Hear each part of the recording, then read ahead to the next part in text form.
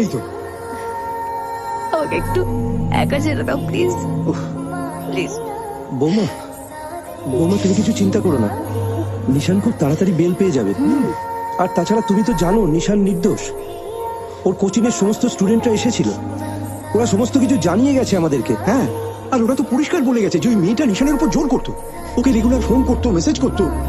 নিশান ছাড়া পেয়ে বাড়ি চলে এলে পর সবকিছু ঠিকঠাক মিটে গেলে তোমাদেরকে এই এলাকাটা ছেড়ে চলে যেতে হবে। আরে এটা নিয়ে তো চিন্তা করছো কেন? ওরা আমাদের সাথে শিলিগুড়ি চলে যাবে। হ্যাঁ। একদম ঠিক বলেছেন। আর যা সাংঘাতিক মেয়ে, আবার কি একটা গোলমাল পাকায় কে জানে। ওই বেটার কোনো দোষ নেই, সব দোষ আমার,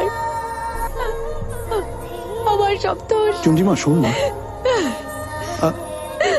আসলে আসলে শখ পেয়েছে তো, তাই কি বলছি নিজেই জানি।